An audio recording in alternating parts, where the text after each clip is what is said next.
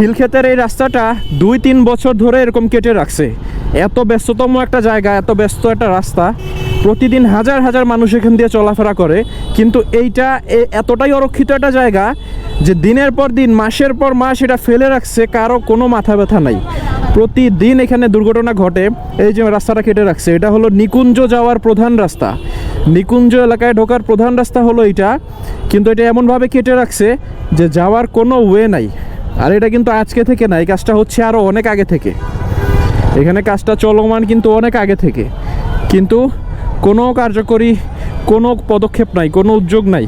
এটা যে একটা ডেডলাইন, একটা সময়সীমার মধ্যে কাজটা শেষ করা দরকার, এখানকার দায়িত্বপ্রাপ্ত যারা আছে, কাজের দায়িত্বে যারা আছে, তাদের কোনো মাথা ব্যথা নাই। এই হলো বাংলাদেশের অবস্থা। এই দেশ নিয়ে আপনি আর কি আশা করতে পারেন? এই যে শত শত মানুষ প্রতিদিন এখান থেকে আসা যাওয়া করে, রাস্তাটা কেটে এই বানায় রাখছে, এই অবস্থা। এখানে একটা ব্রিজ বানাই দিছে ছোট, হ্যাঁ, এটা খুব সুন্দর একটা ব্রিজ বানাই দিছে, বাংলাদেশি প্রযুক্তিতে তৈরি একটা ব্রিজ। এই যে দেখেন, ব্রিজটা দিয়ে রিক্সা যাচ্ছে, বাইক যাচ্ছে, রিক্সার একটা চাকা কিন্তু স্লিপ করলেই সোজা নিচে পড়ে যাবে।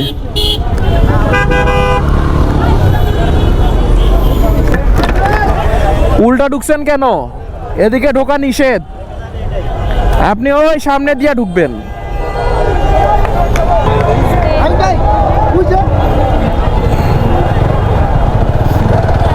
কতটা অব্যবস্থাপনা এই দেশটাতে, কতটা অব্যবস্থাপনা। বাংলাদেশকে আসলে থার্ড ওয়ার্ল্ড কান্ট্রি বলা হলেও এটা আসলে তার থেকে জঘন্য অবস্থা।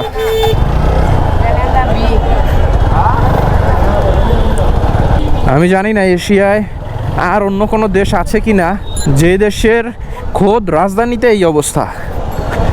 চিন্তা করা যায় একটা দেশ কিভাবে ডেভেলপমেন্ট হবে। দেশের রাস্তাঘাট যদি ঠিকঠাক মতো না থাকে, যোগাযোগ ব্যবস্থা যদি ঠিক না থাকে, সেই দেশ থেকে আপনি আর কি আশা করতে পারেন?